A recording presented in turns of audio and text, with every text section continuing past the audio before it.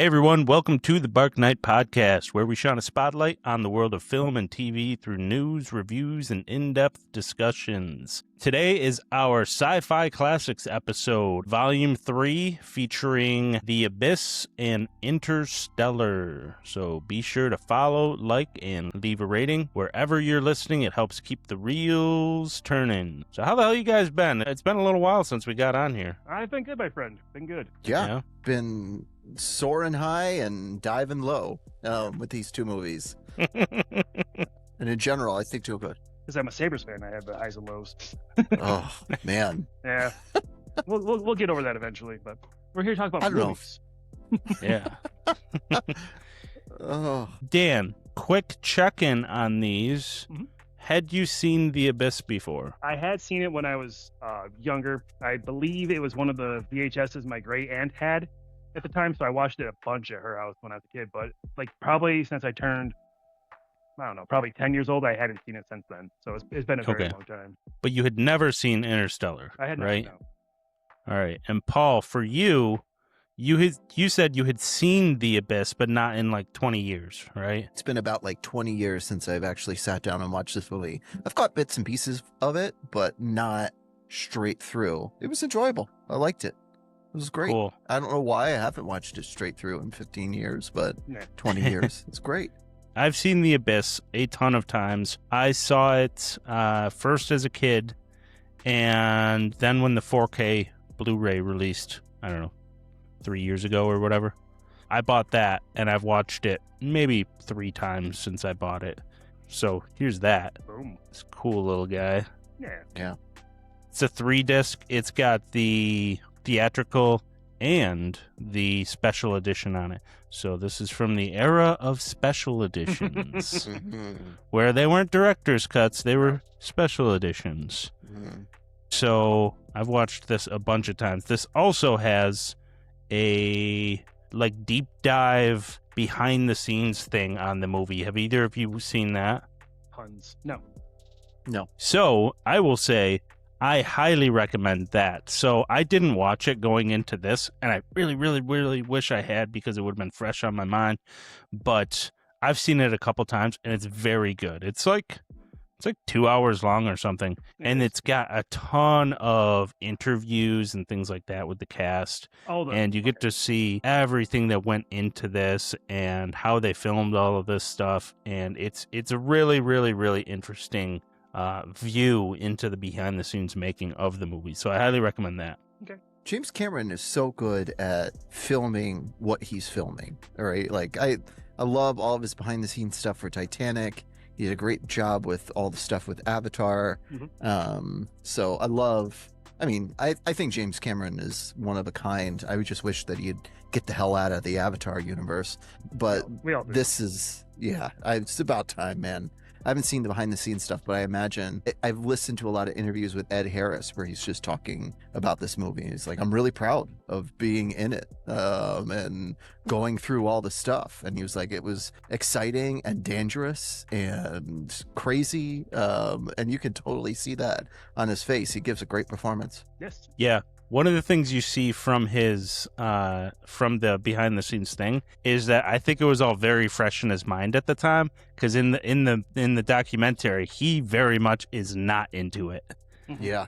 And you get that from a lot of the cast in it, actually. And that's a really interesting aspect of it, is everybody behind the scenes is just having a really, really bad time. And a couple people almost died a few times. Ed Harris included, actually. Yeah. Almost seriously got hurt during it. Like that open water swim or something, right? That they made him do it without training or something. Something dangerous happened there, right?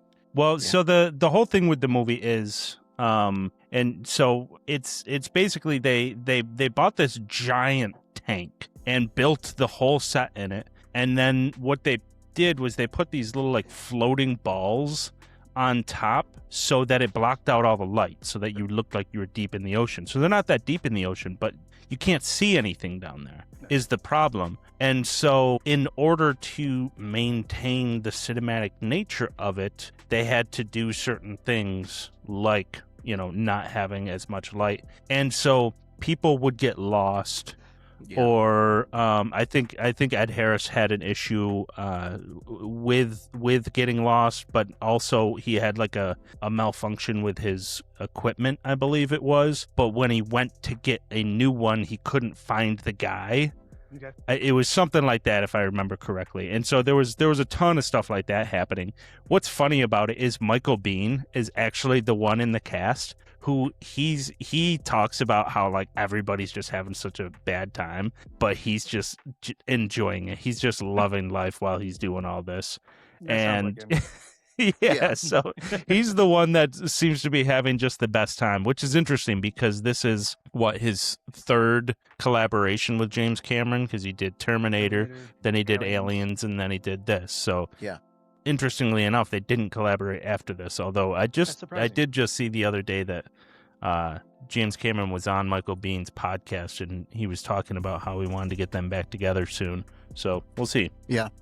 I love, I mean, we can jump into this, but Michael Biehn in this is so very similar to his character in Aliens, and it's just so weird.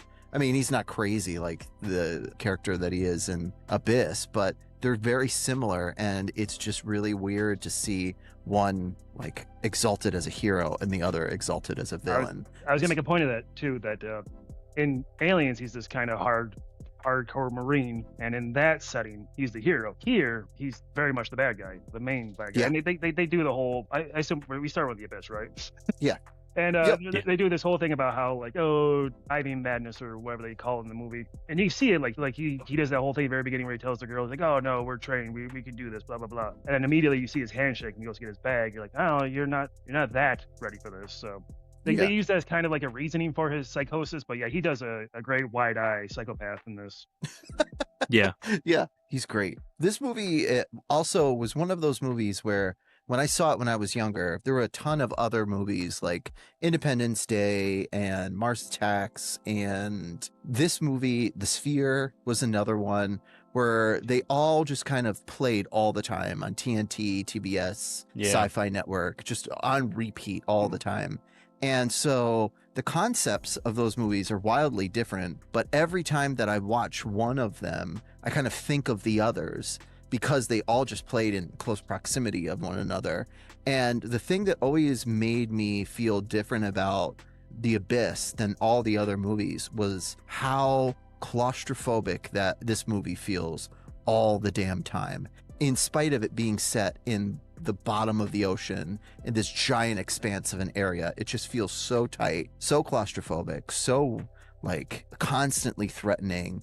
And in that way, it kind of felt more alien than a lot of these other movies because it just felt so different. And the scenes also are reminiscent of Alien and Aliens, like the corridors with all those pipes and everything. But the way it's shot, it couldn't be more different, in my opinion. It's great. The setting of it is awesome. Yeah. And all of that comes down to what he did there with building that giant physical set. Like you should see what they purchased in order to do this and what they built. It's really, really impressive. And that's where a lot of that really comes from is that giant physical set that they build. And it's really cool. Yeah, to your point, Paul, I was going to bring up when they first are introducing like the Ed Harris crew, that very much, like I said, I saw this movie a bunch before I was 10 years old and then not since. And after I turned 10, obviously I found the Alien franchise. I've watched those movies tons of times, I mean to say. And like the introduction, I mean to say, of Ed Harris's crew felt very much like that scene on in Aliens when they show off the Marines, right down to that girl with the cowboy hat. I'm like, this feels very familiar. But they used like the bottom of the ocean as an alien landscape, which worked very well. Like it's like Aliens on Earth kind of setting they found there. Yeah. One of the things that always stood out to me ever since I was a kid about watching this is just how cinematic it feels at all times. It's just so beautifully shot. And what was interesting is I think that I've only, before I bought the 4K Blu-ray of this, I think I only ever saw the special edition growing up. Huh. Which is interesting because I actually have it right here. I wanted to show you guys this. This is the special edition DVD that I bought. And like, Huh. this is like one of these thick boys too. Yeah. I literally remember buying this at Best Buy in Henrietta when I was a kid when this came out.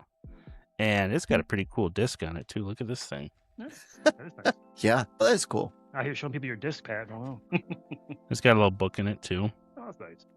I missed it. I used to do that Me too. Yeah, they still do it here and there. here and there, but like It's it used just- to be like a guarantee. You buy a DVD. It was you get that little widespread, slip yeah. in it. But I really like it was really nostalgic for me to dig this out though, because like I said, I remember buying this and then watching it with my family growing up. And yeah, it's always had to me just that cinematic feel to it of just those wide shots, and everything just looks so crystal clear. Mhm. And it's really, really well shot. I can't state that enough. It still looks great. I think that's the best thing Yeah. to say about it. The Yeah, 4K looks absolutely beautiful. It's out of this world. Yeah, I watched it. I streamed it this time. I didn't have access to the extended edition. But when I was streaming it, I was like, this is still, I mean, Terminator 2 holds up, but it feels a little wonky sometimes. This doesn't feel wonky at all. This is like, still holds up really great. It's also a real testament to James Cameron in that he, I think, is the master of like putting the camera in a place where you wouldn't really think it would work, and it does. So the scene where, I can't think of her name off the top of my head. Lindsay is drowning, and Bud is just there with her, and she's like drowning and holding his head, and the camera just really never kind of moves. It's just right there, just bobbing and like really close in. Every once in a while it'll move to one of their faces, but most of the time just stays focused on the two of them. It's a choice that I don't think I would have made if I was a director, but it works so well, and it's a really emotional scene, and it also just captures everything so well, like the tank filling up, her drowning, him just having this like emotional crisis. It's really beautiful. It's also just like one of 20,000 different camera shots in this movie that James Cameron is just constantly pushing the envelope a little bit farther, and I love it. Yeah. Oh, the scene where he gets his wedding ring back. I mean, Yeah. the angle on that, like, why would you shoot that scene that way? But he did. And like, it wasn't the easiest way to shoot that scene, but he went for it. Yeah, I think Ed Harris is a great actor in general. Yeah. But Underrated. I even told my wife after I watched this, I was like, Ed Harris really gives like a hell of a performance in this. Like, this is top notch Ed Harris performance. He doesn't hold back. You could have easily like played this. We'll talk about it when we talk about Interstellar. You could have easily played this like kind of loose and not as devoted towards it. Ed Harris really jumps in. I also often think of Armageddon when I think of The Abyss for a lot of different reasons. But you think of Bruce Willis in Armageddon and how he's just like kind of like Bruce Willising it the whole time. Ed Harris is not Ed Harrising it. He's like really devoted towards the character, and it's great. Yeah. It's interesting you bring that one up with Armageddon, because it's a similar thing, right? A civilian team brought in to help with a military problem. Mhm. Yeah. And then like it's different in that like that's outer space and this is underwater, but Yeah. like it plays it very much feels like it easily could be outer space, right? Yes. 100%. Yeah. Yeah. It's really interesting the way they play that, especially with the alien species being like aquatic aliens, which you don't get very often, Not you very know? Yeah. Well, in No. Avatar. Yeah. There we go. Yeah, no, I thought the same thing. I made that connection that there's a very similar thing there where, like, as you said, a civilian group of people are roped into this military thing. Then you have the conflict of the civilian people versus the military people. And there's also, like, the character, I can't remember his name, the guy with the rat. Yeah. Yeah. I feel like that was this movie's attempt at a Hudson. Yes. The kind of, like, everyman kind of, like, oh, this is all wrong kind of thing. And Yeah. I thought that character was a lot of fun watching this movie because I remembered nothing about him from when I was a kid. Like, I guess my kid brain just like, nope, Ed Harris, the female lead. The rest of the characters are just blind to. But I Yep. enjoyed him watching this. I definitely did see Hudson DNA in there, though. Yeah. That's interesting too. You bring up the military conflict because they both have the problem with the nuke, right? Yeah. Yes. 100%. Yep. Bruce Willis's character sacrifices himself. Ed Harris, his character, tries to, and then is Deus Ex Machina by 100%, the aliens. And so it's very similar. It just feels like, Armageddon is the abyss minus the aliens and in space. Right. Yeah. Right. Yeah. That's crazy. It shares very similar DNA. Like, if people want to say like it's like this movie kind of takes cues from Aliens, sure, but then Armageddon took many more cues from this movie. Yeah. Well, what's crazy too is that this was made in 1989. Like, this is an 80s movie. Right. It doesn't feel like it. No. Right? No. It feels very much ahead of its time. To Paul's point, like Terminator 2, I think the part of the thing that makes it look a little dated is some of like the street clothes, what characters are wearing. This movie, like if you put this movie out today, nothing in it really screams 80s movie. I don't think.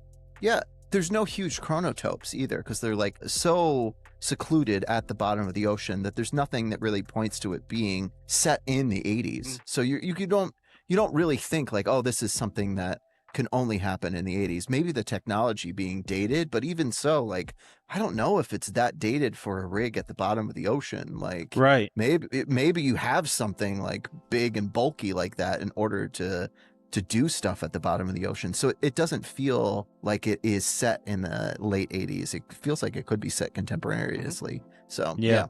Well, and that's interesting too, because you do get a similar, like when it comes to the technology, it has, even when it updates, a lot of times it's like the components that update and whatnot, Yeah. Because they'll still have that similar look because the computers have to be like, they have to be fanless, like you can't just take a regular computer in there. They have to be fanless. They have to be part of an enclosure, and those enclosures don't change their look, right? So it might be the way the text appears on the screen looks different, but everything about the computer itself looks the same. Right. Yeah.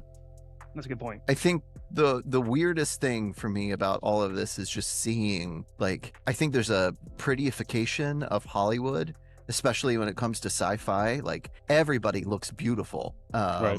In like these big blockbuster sci-fi movies, everybody in this movie looked like somebody who I would see on an oil rig. Right. Like they all look like, oh man, this guy definitely, like Jammer looked like a guy who I would see on an oil rig there. Like totally, I get this guy. And that felt weird to me in many ways. Like that felt totally divorced from current Hollywood. And it was nice to see. Yeah, I agree with that, and I keep noticing that too. Yeah. Like character actors were allowed to be characters, kind of. Like you allow a guy who maybe not, he's not even the cover of GQ, but he can play an oil rig guy. And like if this movie's made nowadays, they'd probably have Channing Tatum in that role or something. Totally, right? Like, Tom Holland as Ed Harris's character. Like, I like Tom Holland, but he doesn't scream oil rig guy. Like, no, Ed Harris kind of does, actually. He does. Yeah. Not negative against Ed Harris. Like, it's okay to be an oil rig guy. Yeah. Well, and it goes kind of back to what we talked about in the Robert Duvall episode, that these actors of that era, like Robert Duvall, like, what Ed Harris became, would they be popular actors nowadays, Like, would they be sustainable in the industry? I don't know. If You'd they hope would. so, but you don't know. It's a great point. Like, I think you have a lot of people in here. Like Chris Elliott is in this movie, right? Like I saw Chris Elliott in it, and I was like, Chris Elliott would never get that role in current Hollywood. Just not. He's just like some guy looking at instruments, but you wouldn't cast Chris Elliott in that sort of role. He just wouldn't be in this movie, and that was cool to see. You even had Bob Kelso from Scrub is in there, and I'm like, what is Kelso doing here? But it works. Yeah. I was really pumped when I saw him. I'm like, holy crap, he's in a movie. I paused it. I had to go upstairs and get Holly to show her. She's a huge Scrubs fan. And I'm like, look. Like, she's like, does he do a lot? I'm like, I don't think so, but he's there. It's pretty much nothing. But it was great to see him. Could you imagine like that? You go to a movie set. You're just a background character, kind of. You get a few lines. You just kind of are there. You don't do any of the water stuff. It'd be great. Yeah. You get to like meet James Cameron and like see things behind the scenes. It's perfect. And then later on, when you get famous, you can say, I learned this when I was on the film on the set of The Abyss. Like, you're oh yeah, throw it around. Back in the day, me and Jim, we call him Jim. Of course he will. Jim, yeah, exactly. That is crazy that, like, if you look at it, it's almost impressive this even got made, right? Yeah. I mean, they spent a lot of money on this movie. I did take note that this movie had a $70 million budget, and it only made back $90 million worldwide. Yeah. So this is kind of that first example of James Cameron's, like, it's his first sort of prominent box office disappointment. Sure. Yeah. And sort of his only one, you know. If I didn't look at his entire thing there, but I think this is his only one. You know, maybe, I don't know. I'm just thinking about Terminator. It got a sequel, so it must have done well, right? Right. And like I saw an early poster for this movie, and the poster was just like the silhouetted diver from like your DVD case there, and it just says the director of Terminator and Alien. Terminator brings you to the abyss. So like half of the poster was Terminator, Aliens, the abyss. So maybe that feeds into it too. Maybe they didn't promote it well enough, but they definitely thought that he had those two. It must have been pretty good size hits at the time to have them be half the marketing to greenlight this movie. Yeah, it's weird because you see like his following movies, Terminator 2, True Lies, I think Titanic is after that. And all of those movies are huge successes. Terminator 2, even True Lies to some extent is like, it's an action comedy, but it's not bad. Like Jamie Lee Curtis and I love True Lies. Yeah. It's great. It's an excellent movie, and it did very well. And then you talk about like his follow-up to Abyss is basically Titanic. Like this is where his like obsession with the sea starts. And then he uses all of this stuff in order to film the Titanic, which, I mean, I probably will get punched for this, but Titanic is my favorite of what he has done. It's just an excellent movie. I know it's like a romance and like everybody kind of likes to shit on it a little bit, but it won a lot of Academy Awards and it's a really great movie. If you haven't watched it in a while, it's fantastic. And you can see a lot of his, not mistakes on the Abyss, but things that aren't as well polished are polished to death in the Titanic. It's great. Well, and that's interesting too, because I was thinking about that as I watched The Abyss, is that it very much feels almost like a greatest hits of all James Cameron's movies. Yeah. But like a greatest hits that he released before he did them, Right. you know? Yes. Yeah. Because you can absolutely 100% see all the things that he would lead to Titanic, right? Yes. But you can also see all the things that would lead to Avatar. There's a lot of Avatar's DNA throughout this movie. But to your point, then his other ones, Terminator 2 and Aliens, you very much feel those as well. Yeah. So while all those other ones kind of feel like their own unique thing, this feels like it's got a piece of all of them in it. This is the most James Cameron movies, what you're trying to say, right? Kind of. Oh. Yeah. Yeah. I would agree. Yeah. To that point, like there's shots in Titanic where they show like the submersible going down to look at the ship, and when there's the water, like straight from the abyss. Or the scene with the alien when it takes the form of water, comes onto the ship and like has a look around. That is 100% T2 with the liquid metal Terminator. Like you see the DNA throughout it. Yep. Yeah, and his like obsession with CGI people that happens here, and then is expanded on in Terminator 2, and then is further expanded on in the 3 Avatar movies. And so all of that stuff is just, it's crazy. It's crazy to see. I mean, not to wax poetically about Titanic more, but there's also that kind of ability to jump between classes that I think he does really well in The Abyss. Like he focuses in on these like kind of military class who are above the water and up there, and then these like oil rig guys who are really gruff and dirty and tough, and then goes to the Marines. And so he like kind of moves between worlds and sets the camera up in different ways. Whenever you enter the room with the Warhead and Michael Biehn, the camera is set in such a way so it like kind of feels like Resident Evil. It's like over your shoulder. Where when it's with Ed Harris and the oil rig guys, it's really kind of like an Aaron Sorkin sort of situation. or it's walking with you. Like everybody, the camera's constantly moving with all the characters. It's only when it's in like a military setting that the camera's stationary and just looking straight down, and everybody's moving around, but the camera's still. So it's really interesting. He does that with Titanic too, where he has stationary cameras and moving cameras for people who are much more active and blue collar. And that starts here. It's really great. Yeah. To your point also, Titanic's a very good movie. Like I know you said that, and I was looking at my phone to see if there was a movie of his we forgot about. There wasn't. But yeah, Titanic, it gets that rap because it's one of those things where like it was so big that unfortunately as a society, when something gets super big, everyone decides to take it down.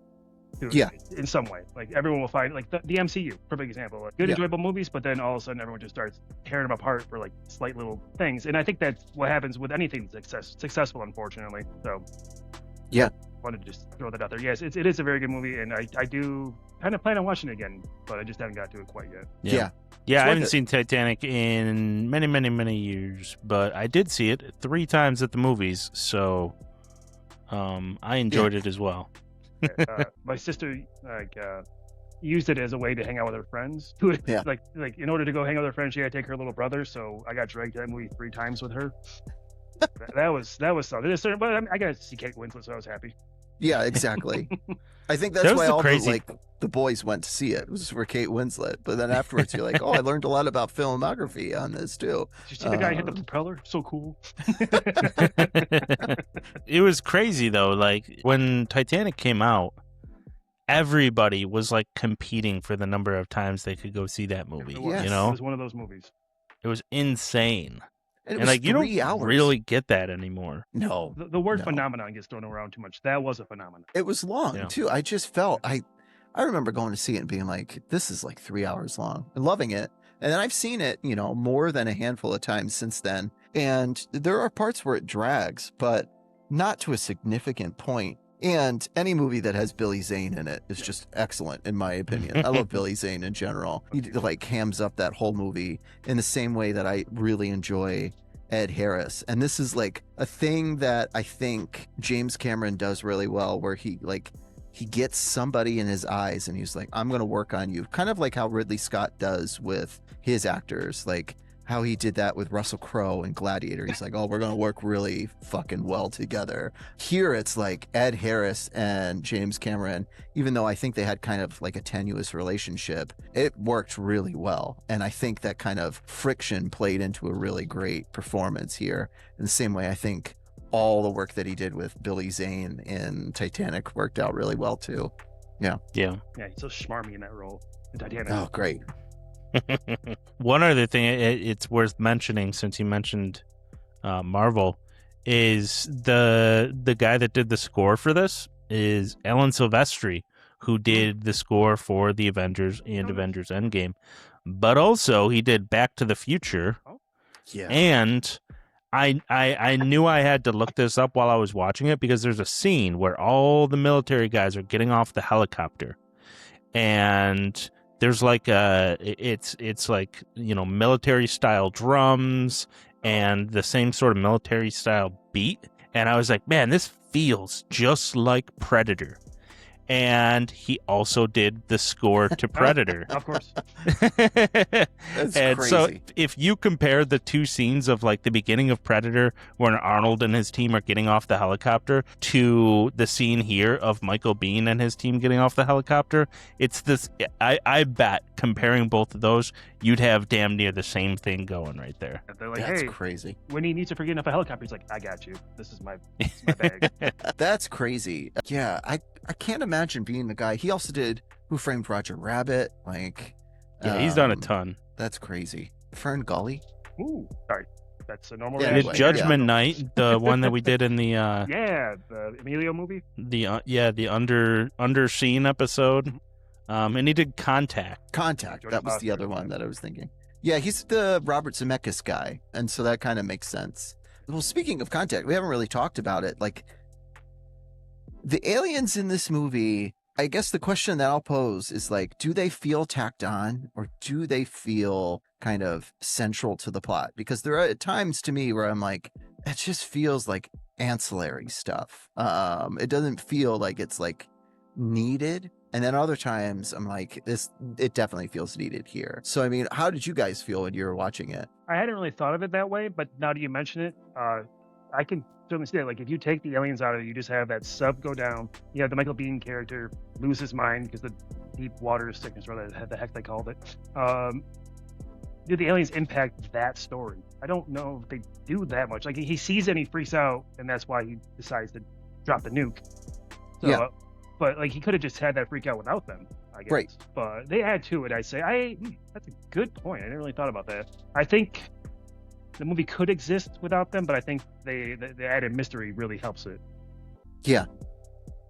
I will say that it would still be a fantastic movie if you removed all the alien stuff from it. I agree. Yeah. But with that being said, what they add to it is they add the uniqueness of the movie.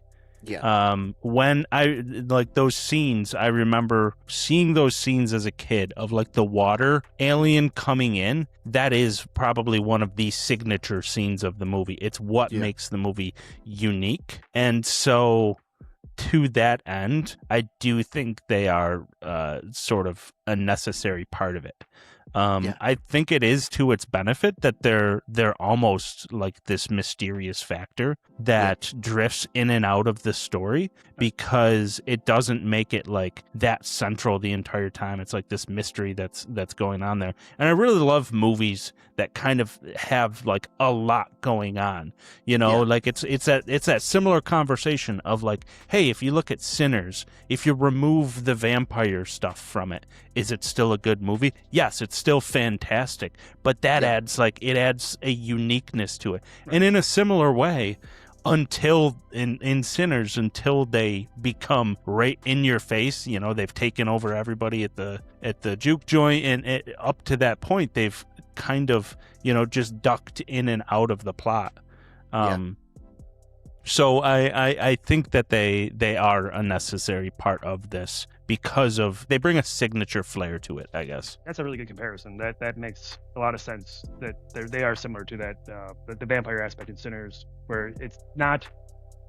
Movie could exist without it, but it really just is icing on the cake, I guess is the best way to put it. Yeah, there's I think my comparison that I think of too is like Blade Runner 2049, where, you know, you have the replicants, the humans, and then you have joy on top of that. And like, the movie works if you remove joy, right? Like, it's fine, it still works. But if you add joy on, it's an additional complication of it, where suddenly there's like three kind of main groups that are interacting throughout this. And what does it mean to be human beyond that? And here it's the same sort of thing. Like, what is the crux of humanity? What is its saving grace? What are the things that, like, Ed Harris starts this movie out, his character arc, he's kind of like, you know, he's protective, but also just like, I don't care, has like a strained relationship with his wife. He ends the movie and it's his like rekindled love with his wife that, like, in the special edition saves the world essentially, and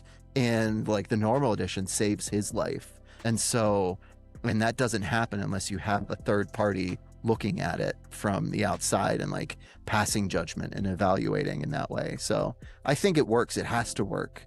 But I do laugh every time I watch that Ed Harris interview where he's like, I am really proud of this movie up until the last 10 minutes. And he does not like the last 10 minutes of this movie. And you think about it, and the last 10 minutes are like the alien stuff, and he's just not into it. And I feel like not being into the last 10 minutes is not being into the movie in many ways. Like, you miss the point of the movie if you don't like the alien things. So I don't know. When he initially said that, I thought maybe he wasn't happy that they had a happy ending. Maybe he wanted the movie to end with him at the bottom of that trench. But I mean, we have enough of those movies nowadays. You could have a good cheer moment. Nothing wrong with that. Yeah. Well, at the end of the day, it does not surprise me that Ed Harris would not be into the alien stuff, right?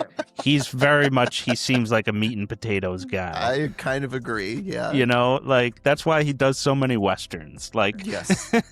Yeah, I agree. It doesn't surprise me whatsoever. Let's talk about the ending. What did you guys think of the ending? What do I think of the ending? I mean, are we going to talk the special edition or are we going to talk the regular edition? You want to talk both of them? Yeah, let's talk both of them. I feel like my favorite part of this movie is everything that leads up to the aliens kind of saving Ed Harris. So like him going down there, everybody talking to him and like telling him he can't speak, he can only type, and he's really terrible at typing. Bad typist, yeah. All that stuff, and then he goes and clips the wires and all that. I love that scene because it's just like really good dialogue. It's really good, like supportive sort of things. And I think every character who was kind of not features very heavily at that point and like promotes Ed Harris to kind of do all these great things. And then you get to the end and like he's obviously saved by these aliens and it's this two-way relationship with him and his wife. I think the one that I lean more towards is I don't want the aliens to kind of be so judgmental. I want them to kind of be like sort of passive and be like, yeah, we're here to save you because we liked what you did, and boom. Not, we are not going to destroy the planet because we like what you did. So I'm not a huge fan of the special edition. I do love the idea of a giant tsunami though. But I think I like the original edition more. And I know it's heavy studio interference and stuff like that. But in this, I think it kind of works. Maybe, but I think if you asked me that 20 years ago, I think I would have said I like the special edition more. So maybe it's just where I'm at in life. So it sounds to me like I only recently saw the traditional edition, I would say, where the movie ends with him kissing his wife after he comes up out of the ship, and basically he calls her by like the Mrs. his last name or whatever. And she's like, yeah, and that's where the movie ends, where I saw it. So the special edition, there's a tsunami something going on. Yeah. So basically, what happens is when they rescue Ed Harris, instead of cutting right to him seeing the message that he was sending his wife, they play clips from TV of everything that's been happening in the world and showing him that the U.S. and the Soviet Union, it was the Soviet Union, right? Yeah, it was the Cold War, right? Are about to enter into a nuclear war, that they are on the verge. It's about to happen. And they walk through that whole thing, and then they show him that they've got like a giant wave, basically, that they've lifted up, and they are considering just kind of swatting the human race with this giant wave, or at least like, you know, giving them a good pat on the bottom with it. Yeah. And then they bring it right up close to the people, and then they don't. And he's like, why didn't you do that? And they make a point to bring up that they've seen everything the human race has done in the way of wars. They've dropped bombs on each other. So they know the human race is capable of really, really evil stuff. They've witnessed it. And if they do enter another one, it'll have an impact on the oceans, obviously. But they didn't, because they also realize that, and you know, through the reminder of watching Ed Harris make his sacrifice in order to save them, and showing his love for his wife, that the human race is also capable of great love and compassion, basically. And so that's why they aren't doing anything. But they made a grandstanding gesture out of the whole thing, and then from there, it's basically the same movie. Okay. All right. Yeah. That makes sense. And that's a tells all the time. Human beings are capable of great creation and great destruction and great love and great hate. It's Star Wars, right? Yeah. It's also very reminiscent to me of like, I guess I like the theatrical edition because it feels very close to like Close Encounters of the Third Kind, which I hold in very high esteem. And it's just like, it's an interaction less of a judgment, more of a like first contact sort of situation, which is perfectly fine for me. I think that's where I'd like to keep it. But the kind of extended edition is much more of like, yeah, we've seen what you can do. We also know the best of you and we know the worst of you. And we're going to err on the side of the best of you for right now. And I don't know if I need to know that at that point. Like, I don't know. That's my only qualm with the special edition, but I do like all the extra stuff that they add in for the special edition. Like, I do like the reminder of like the Cold War conflict playing in the background a little bit more. I do like, Ed Harris is singing at the beginning of that movie, like more. That's great. So yeah. How about you, Pat? So I have a complicated relationship with it, right? Because for a very long time, I didn't know there was another version of this. I had only seen the special edition for so long that I was unaware that the movie was so different. Because like usually you see a special edition, like you watch the special edition of Aliens. Yeah. And it's just, like you get to see Newt's parents. Right. This scene's a little bit longer. This scene's a little bit longer. And it has that, but the ending, it's a completely different message, right? Yes. And so up until a few years ago, I was surprised to watch the theatrical and be like, wait a second, where's the giant wave? Yes. So I have a complicated relationship with it from that standpoint. Your point absolutely stands though. Like, I think it kind of is one of those things where in the future when I watch this, it will just be more or less whatever mood I'm in. Yeah. And so that's a really cool thing, and the fact that they've got those two versions of it that are built in, whereas and I love that. I do that with Apocalypse Now, where there's three. I've got the 4K with 3 different versions, and it just depends. I'm never going to watch the Redux, but I have before, and there's scenes in that I really don't like, and it's ungodly long. But like the final cut and the theatrical, like I'll bounce between those depending on what mood I'm in. So I think that's a really, really cool aspect of it. But I like the aspect of it of them making this big anti-war statement at the end. Yes. That's not a statement I'm always into. So I might not want to go that way all the time.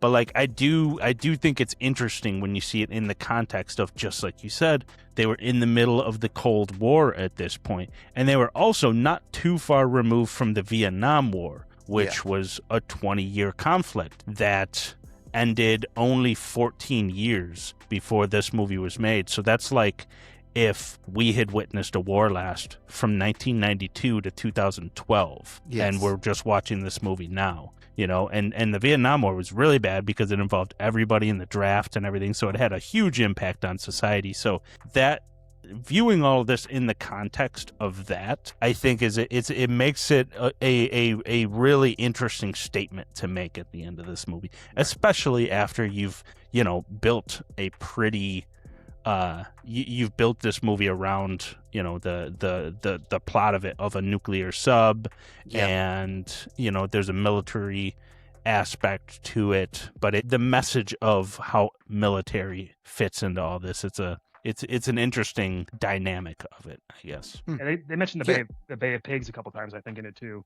which I'm sure was somewhat close to when this movie came out.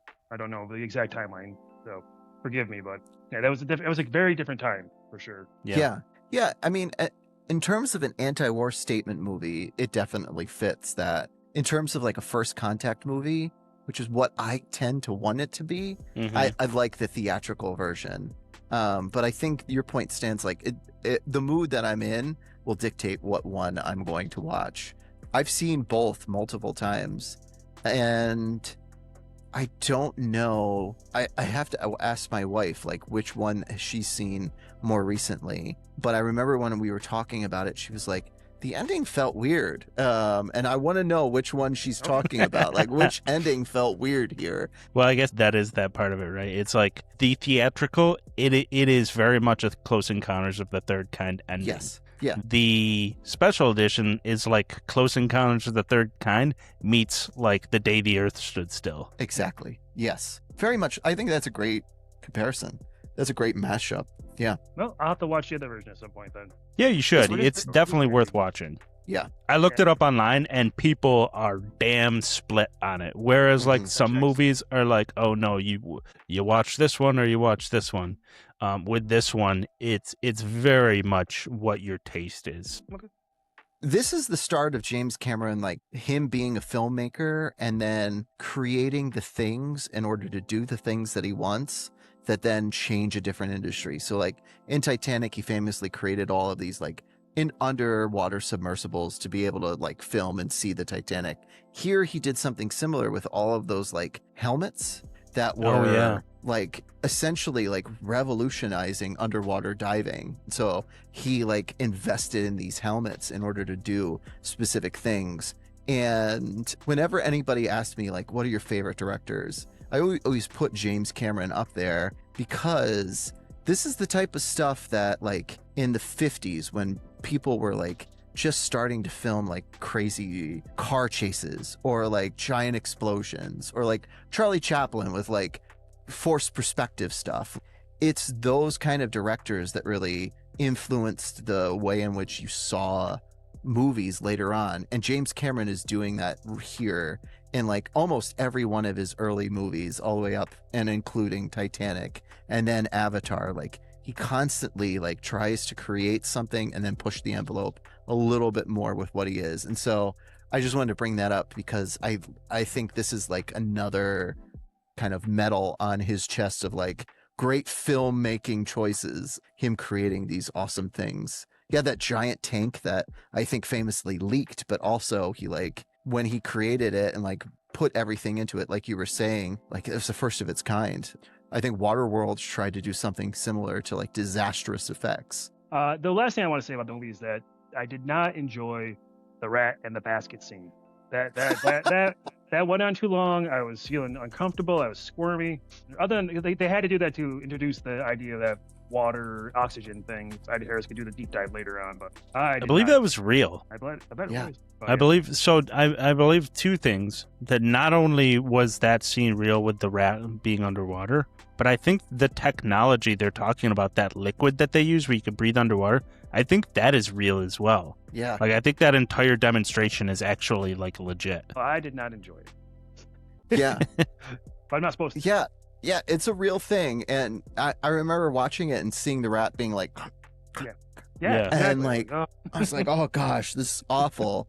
And, you know, small Paul, I'm like, oh, is the rat okay? And my dad's like, oh, it's just a fake rat. It's not a real thing. Later on, I look it up. It's on New York Times. It's like, they're actually like injecting that rat has like that stuff in there, and a vet afterwards had to like extract the water in order to make sure that it survived. That's fucking nuts. Yeah. I'm sorry. Yeah.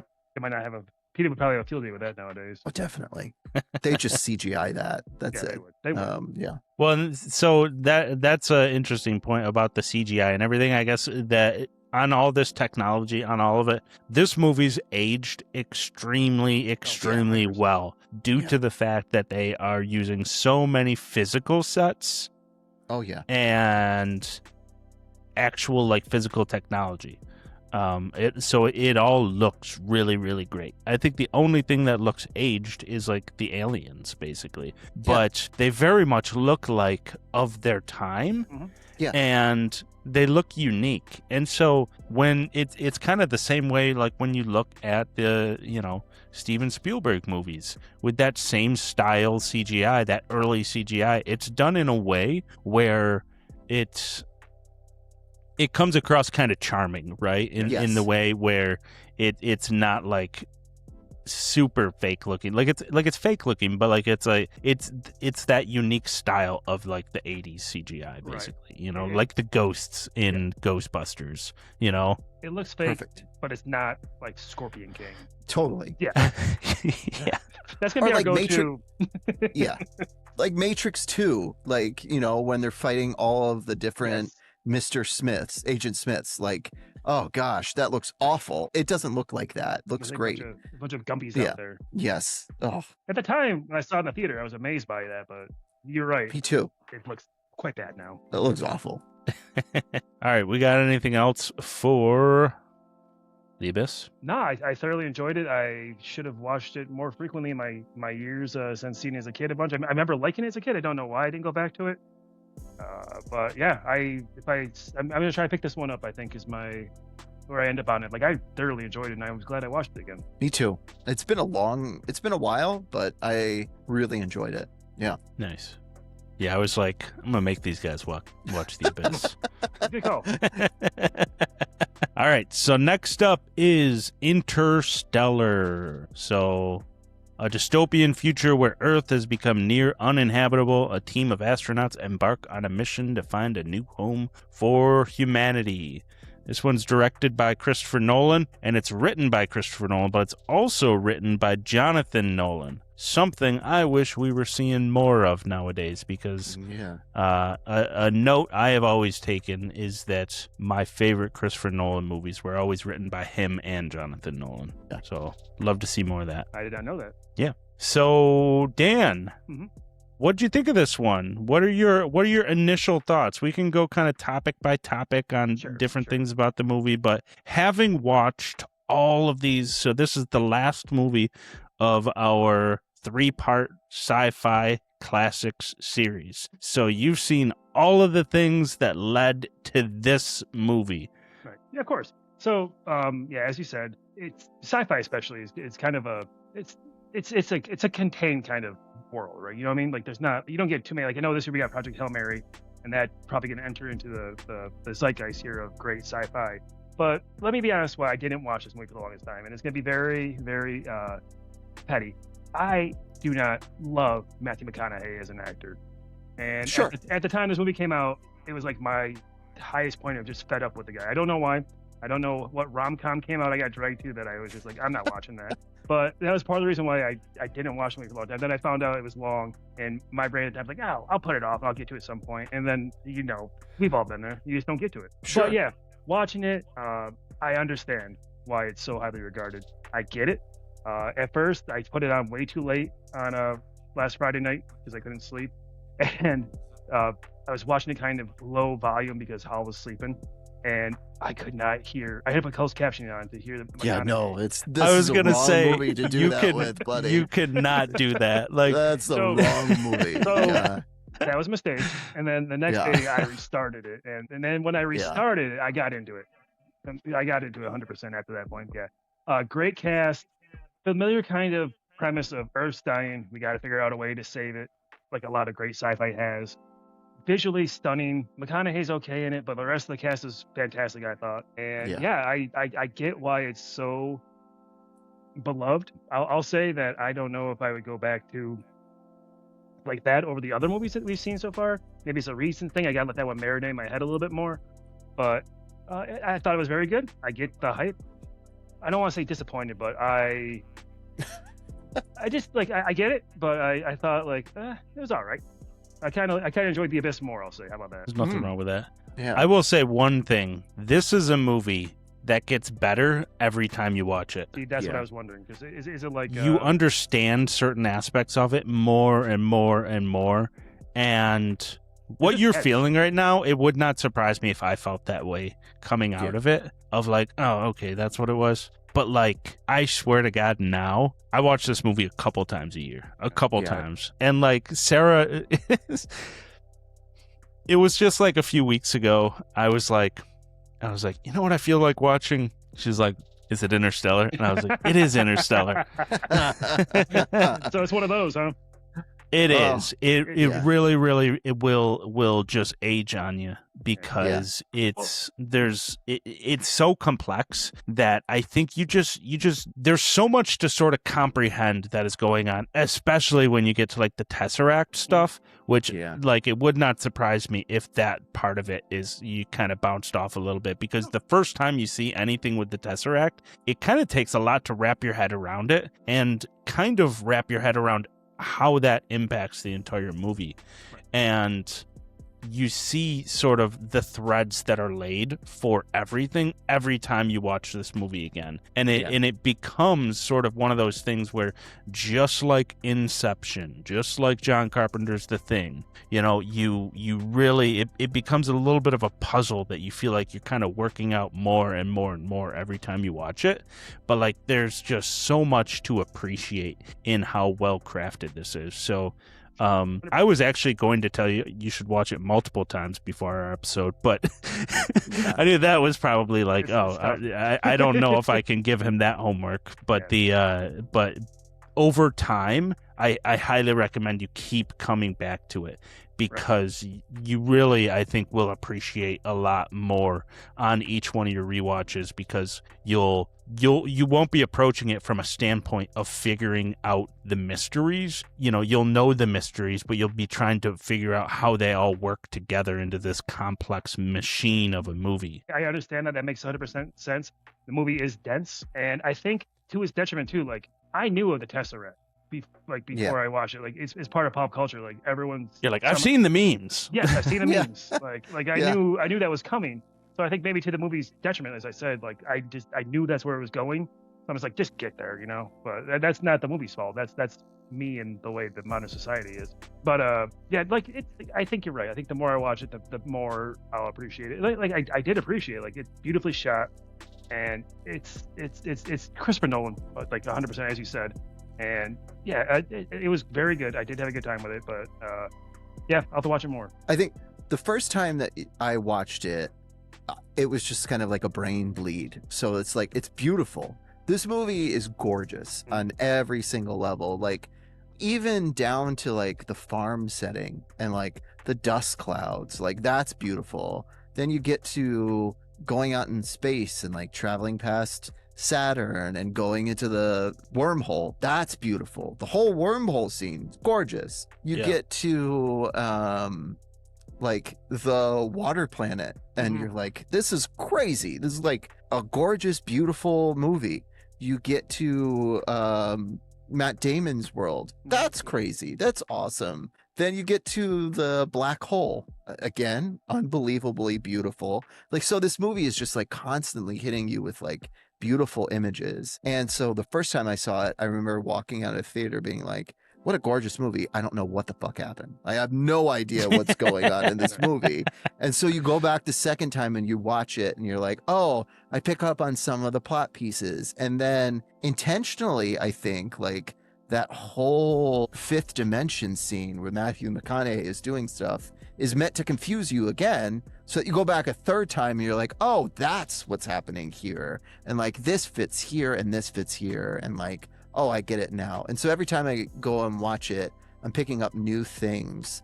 And it's less now about like noticing the plot or noticing like beautiful things. And it's more noticing like these like subtle hints that he's doing throughout this movie that are just outstanding. I love this movie. I think it's like as close to a masterpiece as I think Nolan has gotten. And visually, it's only second or third to like the two Denis movies, Blade Runner 2049 and Dune 2. Those are the only two movies that I think are prettier than this movie. Yeah.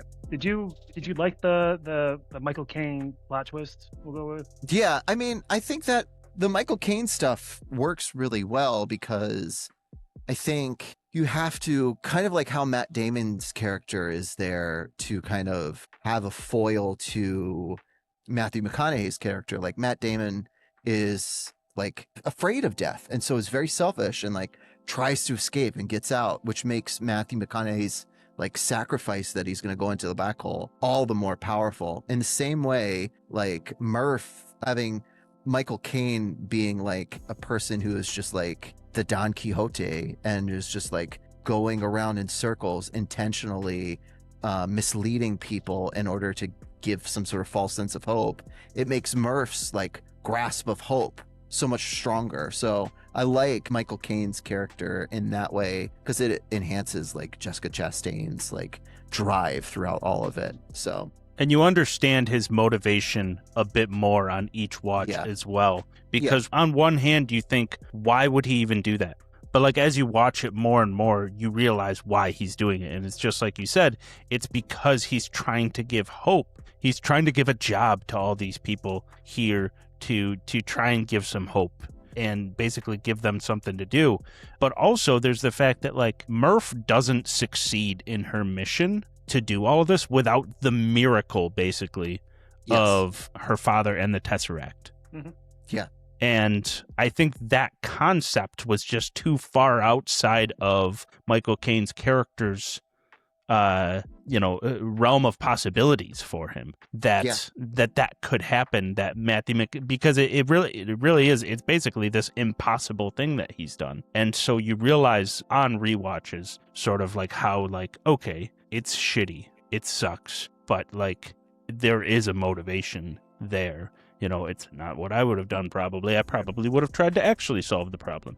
Right. But Exactly. or let people know that you have half the solution already. Like maybe make people know that they can work on it fast. I don't know. Maybe I'm nitpicking on that, but it didn't. Yeah. Like, what's the word here? It just kind of seemed like, oh, that was randomly out of nowhere. Like I know they established a whole Plan B thing. But I don't know. As you said, probably more watch stuff. I'll accept it more. But at the time, I was like, nah, that's kind of weird. Yeah, and like Michael Caine kind of gives up. Like he, by saying that and like having that Shakespeare quote where he's just like, "Do not tread into the night." Like that is like a very pessimistic like view of like trying to save the world. Like we're not going to save it, but we'll maybe be able to like populate it somewhere else.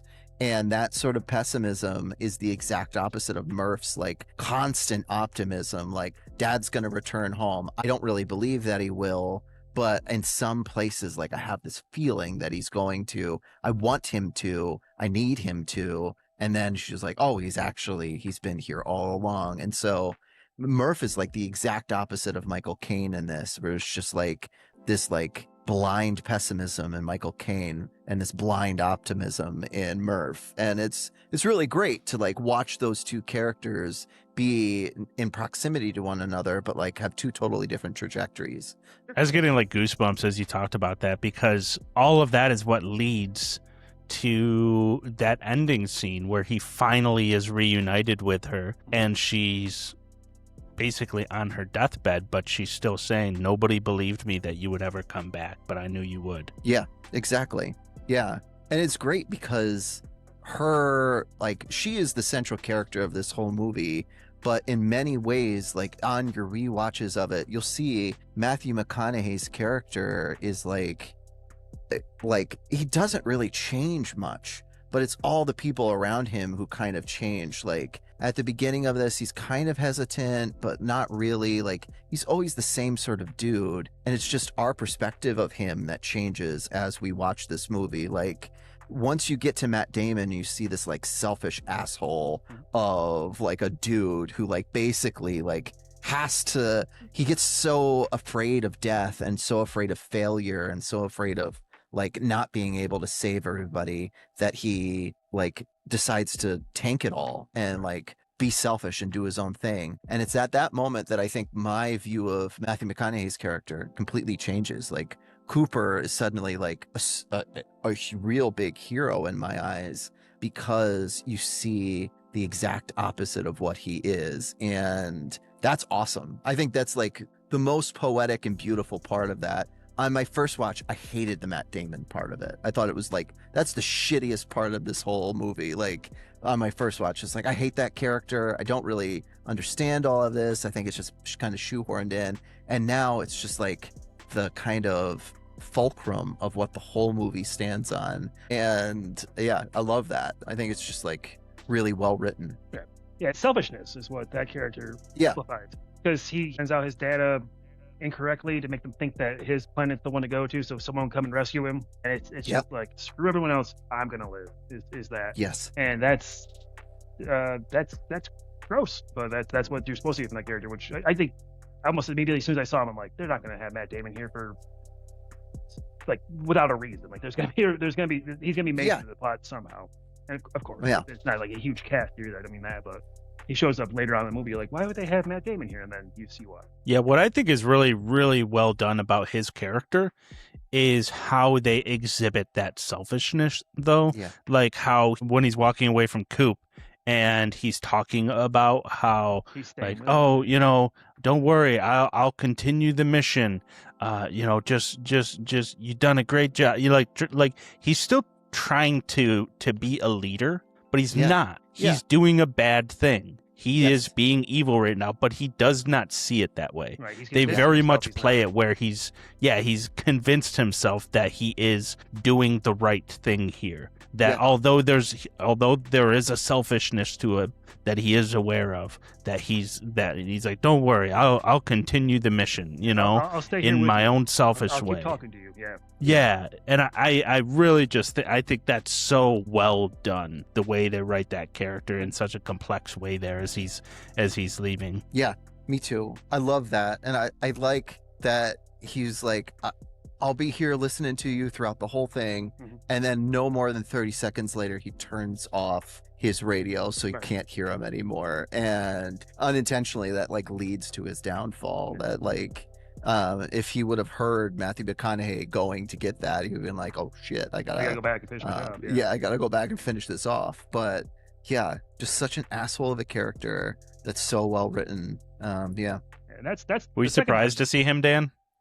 Yeah, I Were you was surprised actually. to see him? That was a spoiler that somehow missed me. So I was a bit surprised when they unzipped that bag and it was not McConaughey, it was Damon. I'm like, oh damn, Mhm. you pop up everywhere. Don't Wait you, a man? second, that's Matt Damon. Matt Like- Damon. I know him. I like that the first thing that he does is just like sob uncontrollably. Mhm. Like he's already so broken. Like right away, they unzip that thing and he's just like, oh my God, just like broken in it.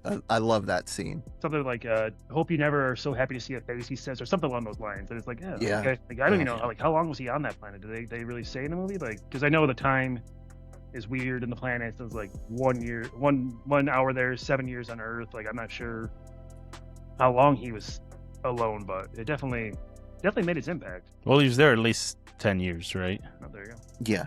I mean, Yes, that's right. how long was it? How long were they on the water planet? I think it was like 17 years or something like that, or I think 20 so. some odd years. Like Yeah. it was a long time. So he's been there at least for like 20 some odd years, Yeah, like sure, too. in the sleep. So who knows? Yeah. I think that's the other thing. Like, when you think of Inception, I think of the top, and it's just like, you don't know if it's spinning or not. When I think of Interstellar, you obviously think of the black hole, but you think of the water planet. I always think of that water planet more than anything. Like, shit, like you're on there, and the ticking in the background is a day. Every time like a second ticks in the background of that planet, a day is going by on Earth. And I love that too. Like, that's fucking crazy. Like the choices that they make there, and then the realization that that's not mountains, that's a wave. Yeah. That's Yeah. great. I love that. Yeah. That's a great scene. Yeah. Yeah, I forgot about that fact with the music cues there. That's Hans Zimmer, like at his best, I think. Like just one tick. Yeah. This That's a- is Great. an unbelievable score, though. Mm-hmm. Like, Hans Zimmer knocks it out of the park with this thing. I listen to this score regularly, like just like while I'm working. And it works so well in every one of the scenes that it is in. It's unique. It works with the plot. Like it's really, really well done. And even with sort of like listening to it on my own pretty frequently, it still surprises me every time I watch it at how well it works with the movie.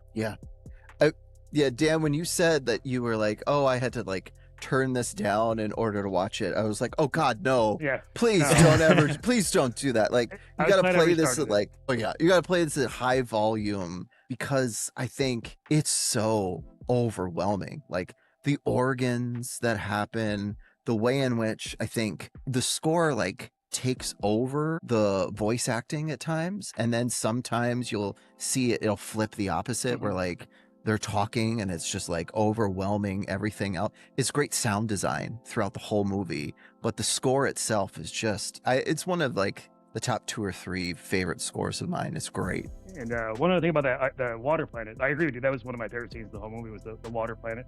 It's where they lose that the fourth astronaut there, who didn't really do much, but like he just had a look about him. You're like, this guy's gonna be the one to screw him all over in the end. But it's just the actor's general face of always evil. Wes Bentley? Yeah. Yeah. I'm like that guy could be a demon. That I looked at his filmography and I forgot he was actually Blackheart in that Nick Cage Ghost Rider movie. I'm sure he'd be That's so good upset casting. to learn that's the movie that you remember him from. Well, he did it. He made the movie, not me. It's not my fault. He's legitimately so bad in that movie. I don't think it's all his fault. That movie's just got not great. No, directing. it's just a bad movie. Yeah. But yeah, when he bowed out of the movie, I'm like, damn, they really just said this character is done. Yeah. I mean, it's weird to see all the background characters that are in this. Like, John Lithgow is in this. Topher Yeah. Grace is in this. You Timothy have Chalamet. Casey Affleck. Timothy Chalamet is the other one. Yeah, it's crazy. Like, how many great actors are just in the background, like, supporting this cast. I Yeah. feel like, Alan Burstyn. Yeah. yeah, I think at a certain point, certain directors get to like the kind of clout where they're like, even like supporting roles. I can bring in John Lithgow, Ellen Burstyn, Casey Affleck, and I think that he's definitely reached that level. I think it's like pretty much him and who's the other big one right now that does the same kind of thing? I had it in my brain, just lost it. Denis Villeneuve. Yeah. Like you can get any kind of like they fill their movies with good established actors because those good established actors will agree to work with that director. That's the point Yeah. I'm trying to get to. It's great. I will say that my favorite character in this movie is not a actor.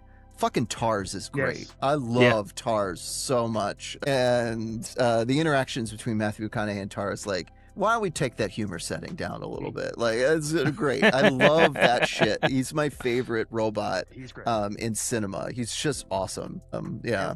When I first saw his design, I'm like, is this going to be another like HAL 9000, 2001: A Space Odyssey kind of thing they're going to go with here? But no, he's strictly just there as support, and that character's great. Yeah. I love it. There's a second Yeah. robot that doesn't do as much, but he's Case. Case. Yeah. I love their designs. They're very reminiscent of, I think intentionally, 2001 Space Odyssey monoliths. Oh, yeah, 100%. Like, they look exactly like a monolith, and then they like move around like weird alien structures, and it's really cool. That scene where Case is like turns into this giant like top basically on the water planet, and just like runs with Anne Hathaway's character. That's great too. we didn't mention her um, yet. Yeah. Anne Hathaway is one of my least favorite actresses in general. And in this, she's great. She works really well. I think they don't give her a lot to do, and not in a bad way. Like, they give her like her plate and she feasts off of that plate. They don't like feed her more than she needs. And I like that. I think she does a really good job with Christopher Nolan in general. I liked her in Dark Knight Rises too. And so I think if she ever is able to like partner up with him again, because I think he brings She's out in the the best Odyssey. of her. I got good news. Oh, is she? Oh, great. Good. I'm glad. He plays. Yeah, Tom Holland's she's mom. the one. Yeah, exactly. So Odysseus's- Odysseus's wife. Yeah, that's great. Okay, good. Well, then keep going, Anne. I like her in this. But yeah, that scene you're talking about where the way is coming and the robot goes and picks her up and just kind of like multi-legs it back to the ship. Yeah, that was exciting and fun. It's great.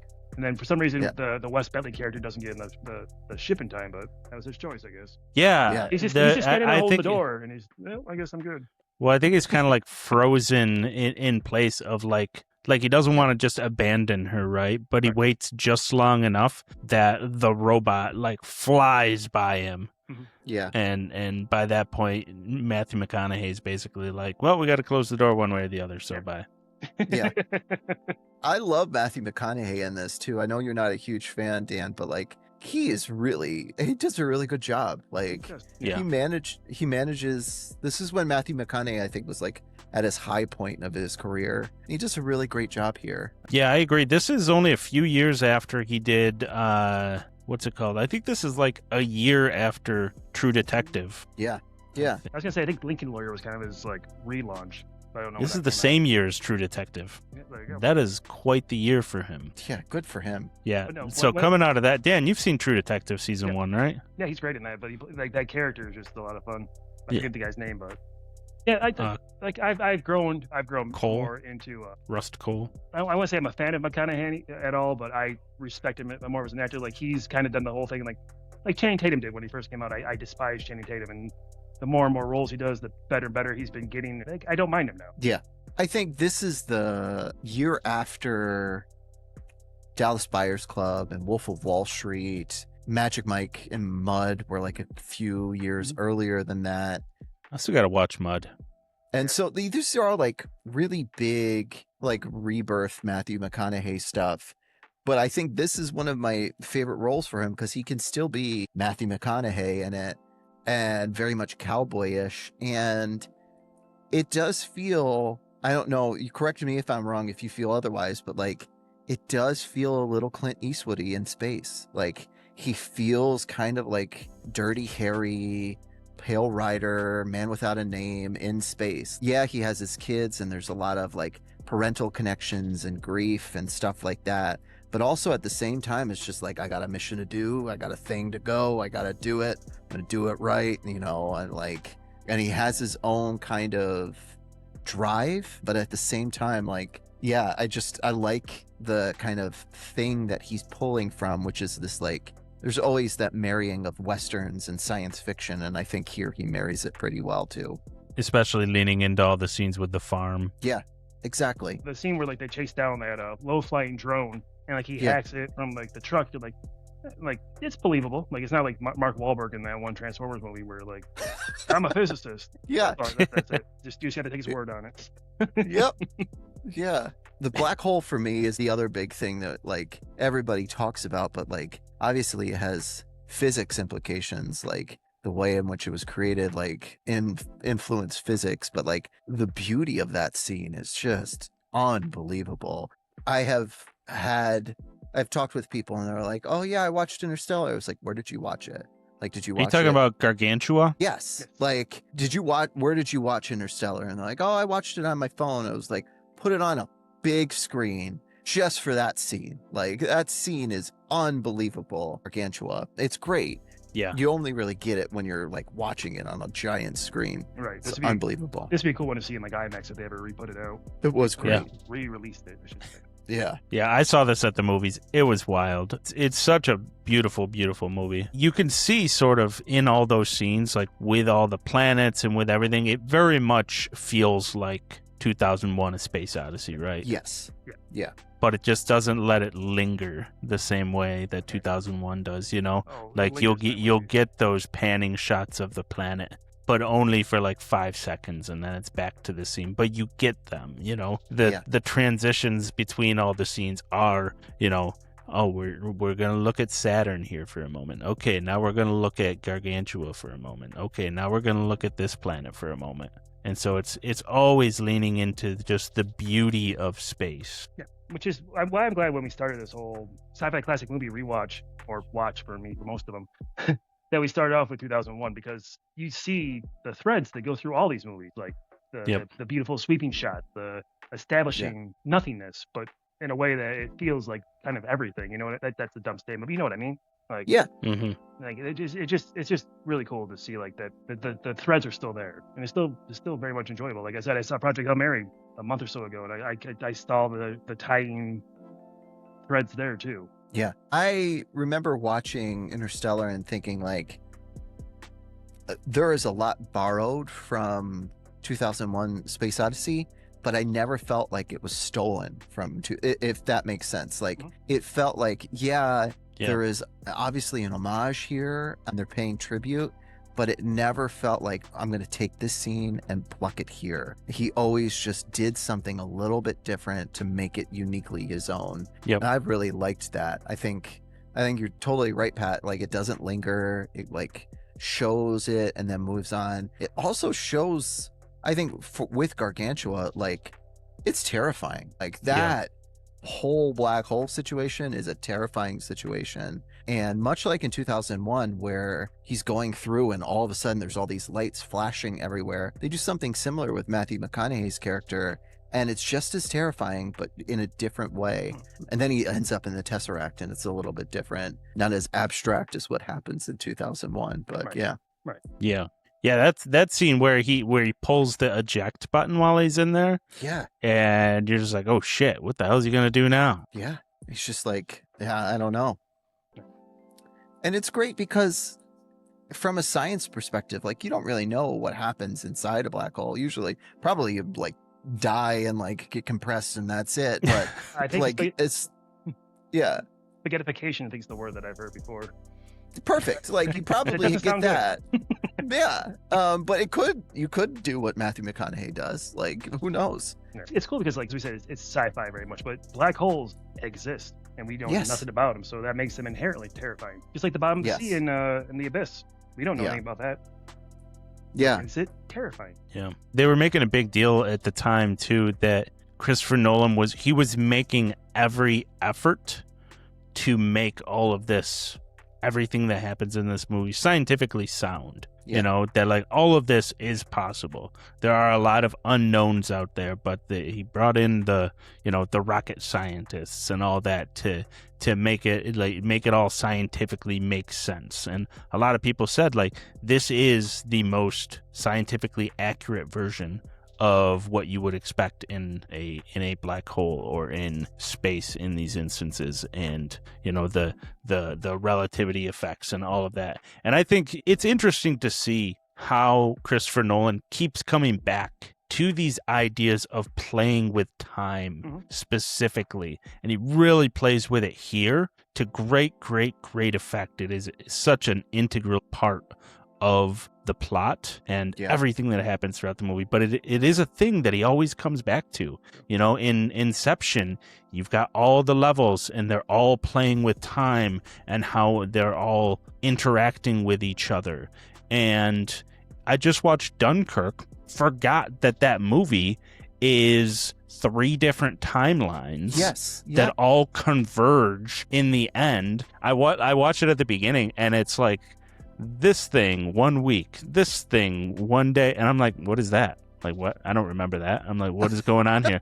And like then I kind of just forgot about it, and then you realize once Cillian Murphy's character pops back up on the screen, you're like, oh, he's in both timelines right now. Okay, timelines, that's what that meant. Okay. Yes. And so it's something he's always playing with in every one of his movies here. I mean, he does it in Oppenheimer too, where you've got the black and white stories are present and then the rest are in the past. He does it with Memento when it's kind of the same thing, black and white in the past and now in color. And so it's really interesting how he's always building those mechanisms into his movies. Yeah. I mean, Tenet, you even right? skipped over Tenet. I was just going to say Tenet is like the big one where like you watch that movie and you're like, what the hell? Like it's like a lobotomy of a time movie. Yeah. Where you have no idea what to make heads or tails of it. But he is always playing with time in some weird way. Yeah.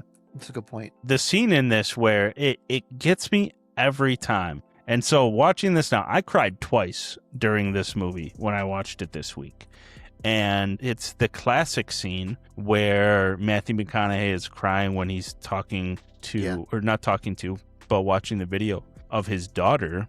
And I forget what the mechanism was, but towards the end of it, she makes some sort of revelation. And that's what got me. I don't remember what it was offhand, but then at the end, though, when he's talking to her, when he's reunited, that they're the same age. That is the thing. Yeah. That just really got me this time, and it probably gets me every time, and I just forget about it. But it's yeah. The part that surprisingly got me a little bit, and I had to rewind it to make sure I heard it right, was the part where seeing the videos from his kids. The Casey Affleck character like shows off his newborn, and Jesse, I believe, is the name of the newborn, and you're like, oh, and like he's all happy, and then like the next video is like, well, the baby didn't make it. It's just like, Jesse's dead. Yeah. It's like, wow, okay, way to take like that that joy and immediately just boom, like that. That scene I remember, like I was like, oof, that kind of hit me a little bit. Yeah, and you see in quick succession how much his son gets sort of beaten down over time. Yeah. How he's impacted. He goes from being a boy to being a man and he's optimistic to being a man and heartbroken, and to then be a man that's just completely, been ground into the dirt by this world. Yeah, at the very end, he's very much Casey Affleck from Manchester by the Sea at the end of that movie, unfortunately. Yeah. There is no movie like that. Oh man, I forgot Manchester by the Sea until you just said it. That's a tough damn movie. Anyway, it's a tough one. Oh god, he's miserable in that too. That's all I'm saying. Oh, yeah. I think the scenes that always get me are obviously, like the scene where Matthew McConaughey's crying and talking with Jessica, or like listening to Jessica Chastain there. But then there's like just the brief talk from his son where he was like, we buried Grandpa in the back. He died. And that's John Lithgow's character. Like, you don't even get to see like John Lithgow's character die. It's just like a passing mention. And that like struck me on this viewing, where it's just like Christopher Nolan is very cavalier with time. As much as he's precious with it, he's very cavalier with like the deaths of character off screen. For example, what happens to Casey Affleck's character? We don't know. Like, obviously Casey Affleck's character is dead, but like we don't know what actually happens to him. Like his Coop's son, we know what happens to Murph because we like end up seeing Murph, but you could assume like Casey Affleck's character is dead, but we have no resolution on that character. And I think that's intentional. Like, yeah, like that chapter's closed, time moves on. That's like the swift and like brutal version of what time is. Yeah, I think it's as much as he's precious with time in a lot of his movies, he also flips it in that way and just is like, that's painful to me, is like not knowing what happens to those characters, not seeing it. A lesser director would have like spend time and like have a funeral for John Lithgow's character, or like Casey Affleck's character. Yeah, some sort of acknowledgement. I like to think that Casey Affleck's character is one of the old guys in the videos that are playing. Yeah, maybe. Yeah. I don't know. Topher Grace had that tire iron, so I'm just saying. Topher Grace did have that tire iron. We don't know what happened there. Also, weird ass role for Topher Grace, man. Like, he randomly pops up every like 4 years, does something. You're like, oh yeah, he's a thing, and then it disappears. Yeah. This is probably not that far removed from when he was in Predators too, right? Yeah, Probably that was about 2010. Yeah. Yeah, definitely. This was 2012? 2014. 2014, okay.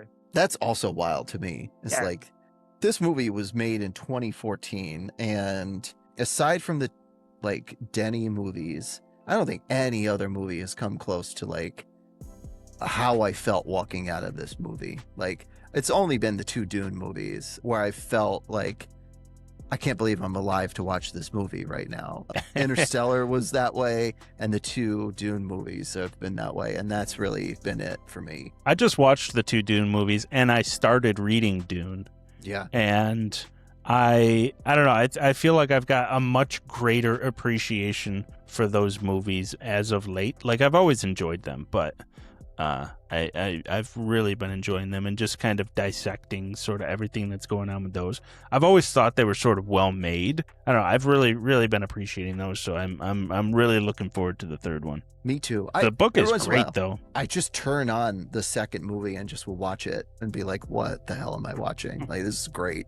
Every single time. It's just incredible. Another fantastic Hans Zimmer score right there. Exactly. Yeah. Music matters. Yeah. Yep. It's the tagline of our podcast right here. Music matters. We won't talk about what's interesting. Yeah, right. It's crazy to think about, like, if you're looking at like generations of great scores, you've got like John Williams is like the old generation of like, you know, the 70s and 80s, and then you go into Hans Zimmer, and now I think that Ludwig Göransson is like the next generation of that great composer there, and it's going to be crazy that this year we're getting both. We're getting Ludwig coming out for the score for the Odyssey, and then we're getting Hans Zimmer for Dune Part 3 in December. Ludwig just did the one for Mando and Grogu too. Oh, he did that? Yeah, he did. He did the score for The Mandalorian and the Book of Boba Fett. Yeah. And so for the new movie, he's doing that as well. It's going to be crazy. Who's doing Disclosure Day? You know, it wouldn't surprise me if it was John Williams. Music by John Williams. Look at that. That is wild. All three in 1 year. That's great. Who do you think's going to win? Yeah, it's us. The Oscars down to those 3, right? I mean, we're going to win from that. If you're like That's a new composer, you put out this awesome film this year, soundtrack, you probably are screwed. Because those 3 are out there putting stuff out. I think that you probably get 3 of the nominees right there. But I mean, who knows? Maybe one of them will lay an egg. They won't, but I'm just saying. No.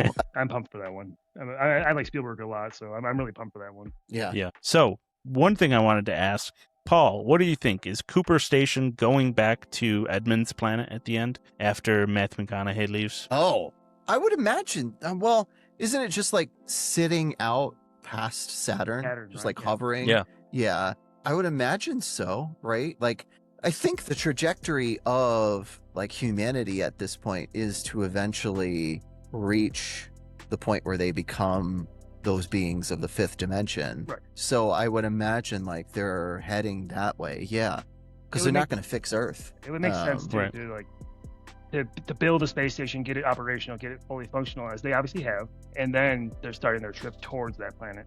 So Yeah. that would make a lot of sense. I hadn't thought of that, but that does check out. Yeah, that's my theory, is that they're heading there, and basically Murph is like, hey, you're not going to watch me die. Continue your mission. Start to build the planet that we will one day get to. Because I think they even said, too, that they hadn't really cleared everybody off Earth yet. I think they did say that. Yeah.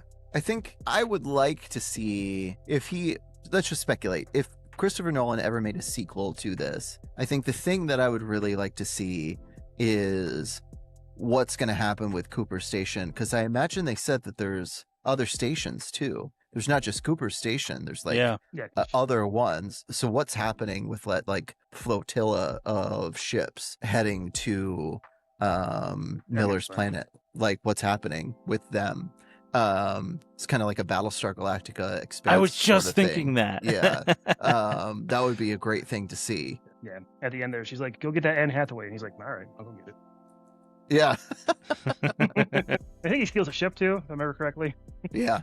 Yeah, which looks similar to a Raptor from Battlestar Galactica. It does. Kind of has yeah. 100%. I love Battlestar Galactica. Me I too. think I'm going to start that up again sometime soon here. That's my favorite show of all time. And weirdly, I think that is my favorite show, and my second favorite is Cowboy Bebop. Both of those shows say a lot of similar things to what Interstellar does about like humanity and like a treatment of Earth and treatment of each other. And yeah. I'm slowly getting Holly into anime, or at least anime-based things. And I got Cowboy Bebop's high up on the list of things to show her still. I got into the live-action One Piece. I'm pretty proud of that. Yeah. Cowboy Bebop, I think, is like as close to a television or anime masterpiece as you could possibly get. 26 episodes, contained, loose thread, beautiful score, well shot and directed and drawn, great voice acting, both Japanese and US. It's great. Battlestar Galactica, in the same vein, as close to perfection of television as you can get, I think. I will never see another show like that ever again. Right. So if you are Matthew McConaughey's character, you go through all this stuff, you get woken up in the space station. How do you feel if they just rebuilt your old ass house for you to go back to? I know they did that as like, we're supposed to be like, oh cool, good for him. I would have been like, why the hell did you waste resources doing this? Just give me a normal house. I think it's supposed to be like tongue in cheek, but also I think Murph is like trying to create this sort of like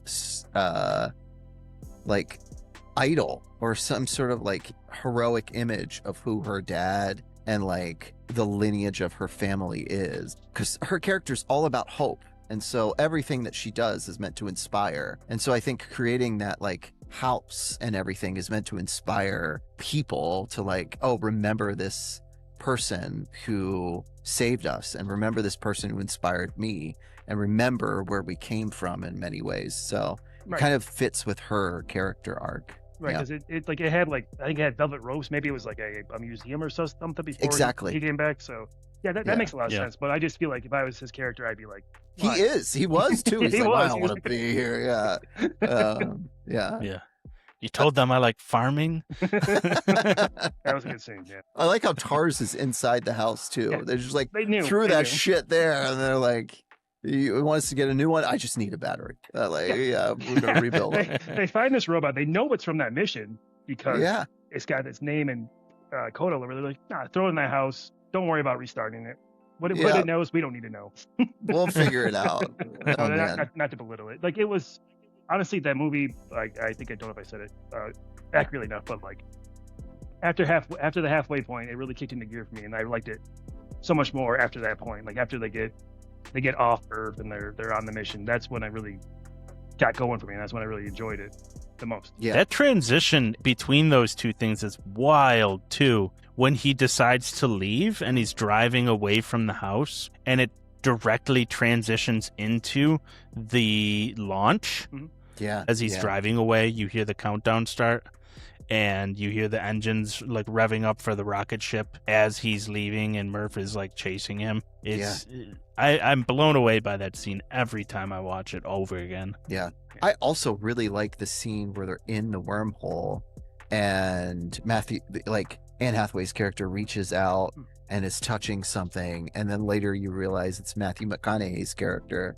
I just find that scene to be just like so very 1970s, 80s science fiction novel. Like that's exactly what like people were writing in the 70s and 80s. Pulpy, weird like that, but also meaningful. And it felt great. Like that felt the closest that you would get to like an Isaac Asimov adaptation as possible. It was great. And I know I've talked with other people who are like, oh, that scene really wasn't needed. But for me, like a science fiction nerd, that felt like exactly what you needed at that moment to like nail the point home. To your point, like liking sci-fi, you see that scene in a movie like this, you're like, okay, why? And then it's just like a little treat for you when you find out why. Yes, exactly. Mm-hmm. Yeah, loved it.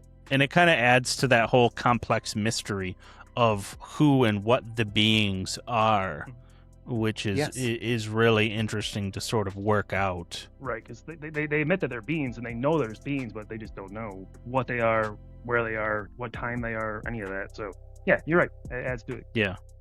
I also really love the spinning scene right after Matt Damon's blown up.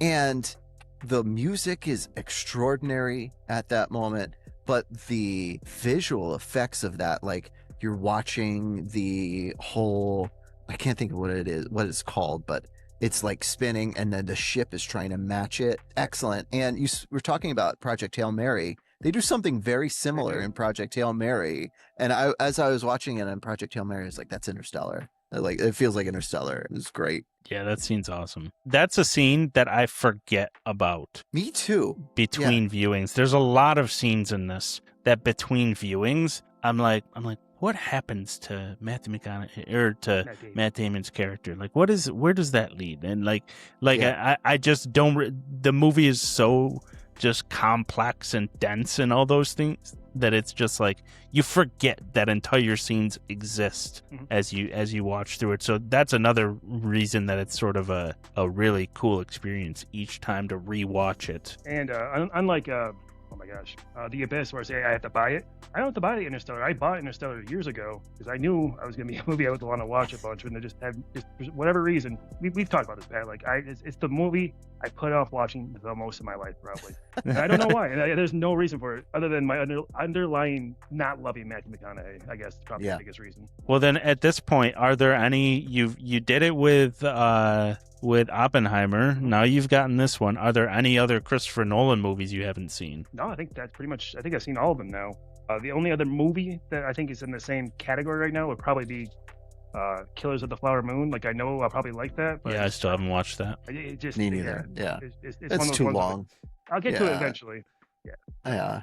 In 20 years when we're talking about it, I'll finally see it. Yeah, exactly. I think that this is.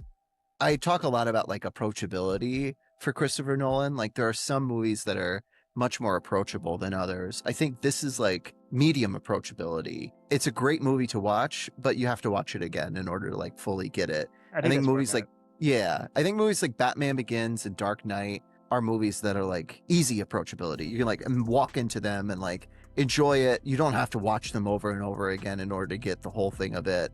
Like Tenet is at the exact opposite end of Batman Begins. Like I have to watch that 7 times in order to get what I should be getting on my first viewing. It's like a very dense and complex movie. But I feel like Interstellar falls right in the middle of the Batman Begins to Tenet spectrum of Christopher Nolan movies. And I think that's why it's really enjoyable for me too, is it feels like a kind of movie that I'm just going to enjoy more and more and not have to really battle through like I would with Tenet. Yep. I need to rewatch Tenet. I've only watched it I don't want once. to. I've watched it like 3 times. I'll tell you, Pat, it is not easy unless you like follow it up with like an immediate viewing. I did that where I watched it and I was like, all right, I'm going to watch this again so that I can try to pick it up. And that's like 6 hours of Tenet. That's a lot of Tenet, but I did it and it helped. It's good. It's good. Great movie, but there's a lot to pick up on. Yeah, you finish that one and you immediately think, if I watched it again, it'll make more sense. But you're also like, I don't got the time for that. It's just so fast. I don't understand why he couldn't just like take a break in between some of these things. Like the transitions are breakneck speed. And then all of a sudden you're just like, and they're not easy transitions either. They're just like, suddenly you're on like a windmill in the middle of the ocean. And then bam, you're like looking from a bottom point of view up at Robert Pattinson's face. And like, they're just really hard transitions between scenes. And I think that's part of the reason. Exactly. Like, it's part of the reason. It just you're all like, blurred and mushed. I did not What is absorb going any of on? that. Yeah, I did the same. Exactly. I bounced yeah. out that one pretty hard. Oh, it's a great movie, but you're just like, how am I doing this right now? And how is he doing this? That's homework. Yeah. That movie's homework. Yeah. 100%. Yeah. That's the problem. Like, so if you've got 100% of movie, you just absorbed like 2% of it Yes. after your first viewing. Pretty much. Yeah. Whereas Oh. Interstellar is probably like 30, maybe I'm at right now. Yeah. I think that's a good way of doing it. Even Oppenheimer, like, I think Oppenheimer and Interstellar are probably pretty close because like the more you watch it, the better it gets. I think with Tenet, the more you watch it, the more you understand it, but it's just slow ticking of time on that one. Boof. Yeah. Dan, what did you watch Interstellar on? You have a Blu-ray? Is that what you got going on there? Blu-ray and my Blu-ray player on my 65-inch TV right in the other room where because we're remodeling the house. It's not far from the couch. Almost like a Did you theater upgrade to experience. the 4K TV yet? Not yet. Yeah, do that, Dan. Eventually, it's on the plans, man. There you go. The rules are get the bathroom done, get the kitchen done, get the floor in the basement, and then we can talk about new TV. That's great. We're about 13% into that project, but we'll get there. Yeah. Do you have that Blu-ray handy? No. I just looking over at my thing a couple times to see if I have it there, and I don't. Oh. I do not know where it is. It's probably down in the basement, one of the boxes still. So I got the 4K. That's not. Yeah. Pretty cool. My cover just I'm a has. big fan of this. It has McConaughey on the water planet walking in the water, which I don't even think he gets out of the ship in the water planet in the movie. Does he? I think he comes outside, but I don't know if he ever even leaves the steps. No. Yeah. Yeah. I think the DVD cover is just like him standing in the water planet, and it just. Oh yeah, I yeah. think I've he's seen looking that. down. He's just like all like. "Brr." Yeah, I've seen many like cool special editions of this that I've Yeah. tried to pick up, and they always sell out so quickly. So I'm glad I got this cool slipcover because Yeah. I'm a big fan of this cover. I have a Blu-ray version with a IMAX frame of the movie from it too that came in it, and then a booklet as well. That's awesome. And it's great. It's one of the very few like special edition movie things that I have because it's just so. Yeah, it was a great movie. Like I want to own it. It's one of those very few movies where like I need the physical edition of this in order to. I want to my watch future this watching. Yes, whenever I want, and not have to Yes. worry about it not being on the app that I don't have. You know. Right. Exactly. And the movies we've watched as we've done the series, I own all of them now except for Abyss, but I'm gonna get the Abyss. Probably Get as it. soon as I want to. As soon as I want Get to. That's this. a dumb statement. Get this. It's got all the versions on it, and it's like a 3-disc thing. It's pretty cool. I'm open to that idea. Send me the link. You have a link. I'm sure I do. So Dan, having gone through this whole Sci-Fi Classics series, what are your takeaways? So I think I mentioned a little bit.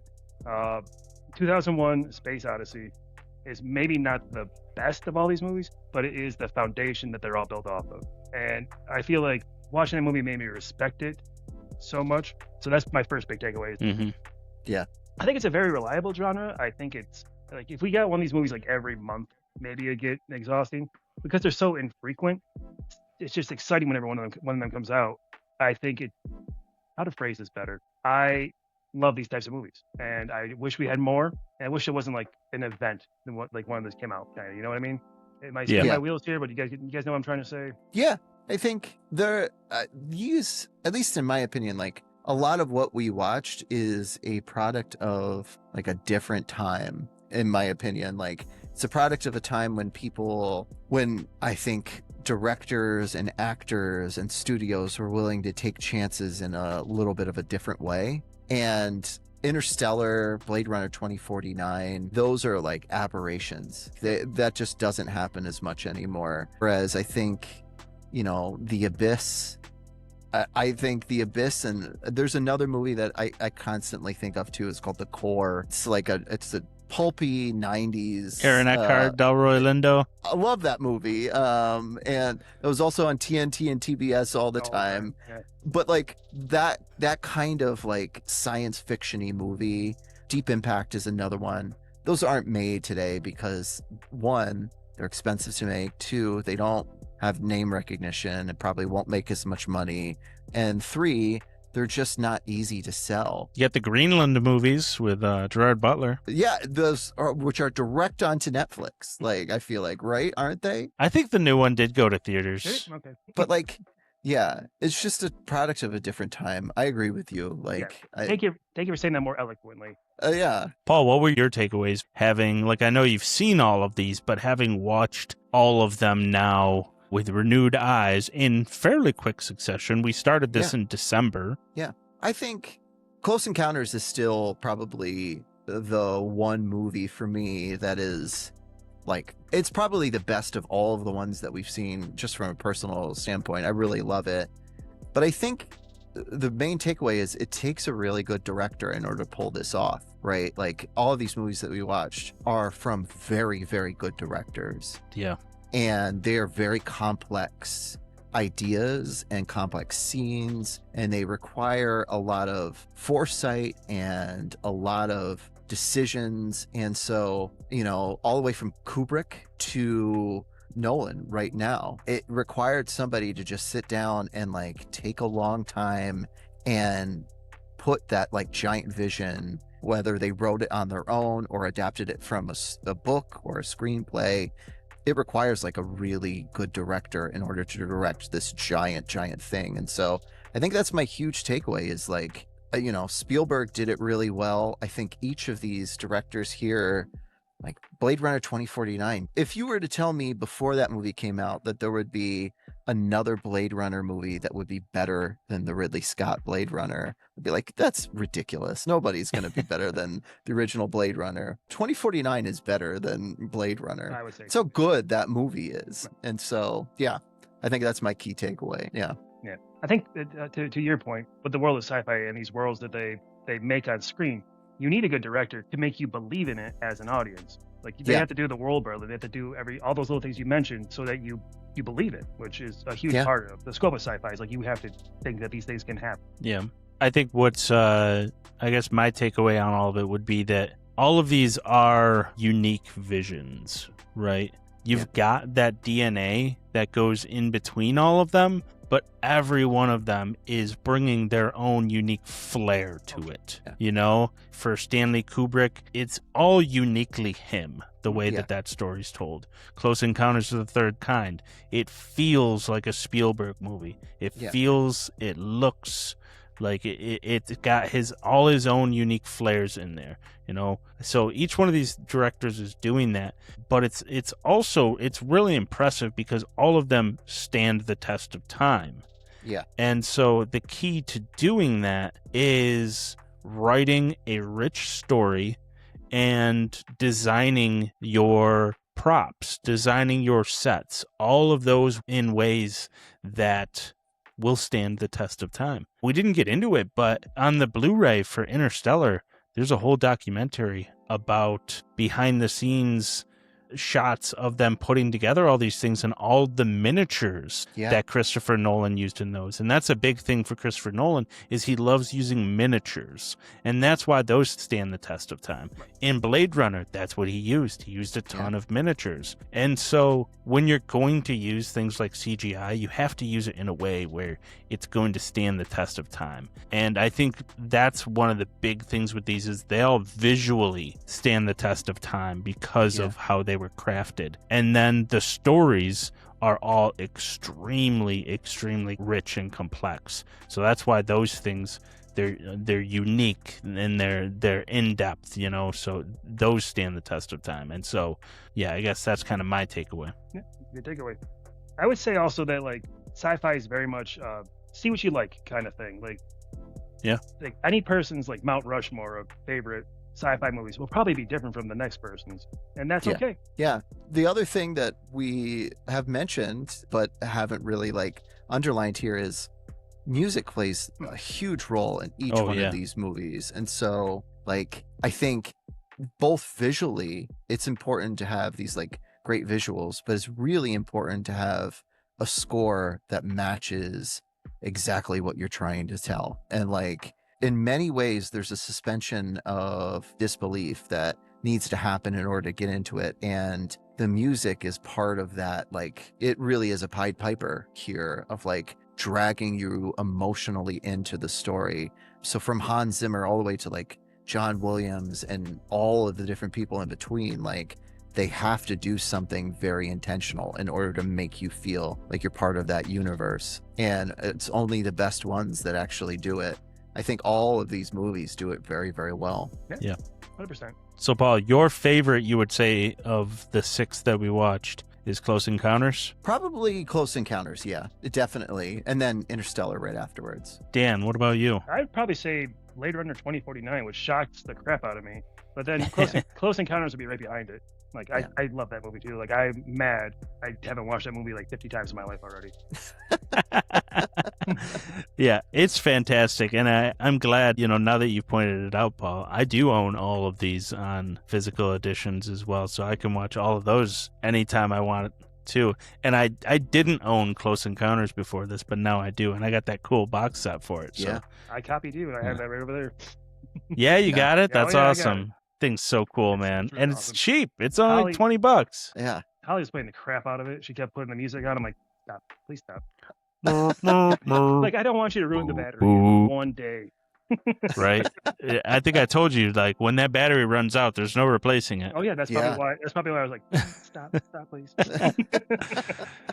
Yeah, show the grandkids this. I think my favorites would probably be Blade Runner 2049 and Interstellar. Yeah. Those two are just huge to me. I'm a massive fan of those. Watch them pretty often. Yeah.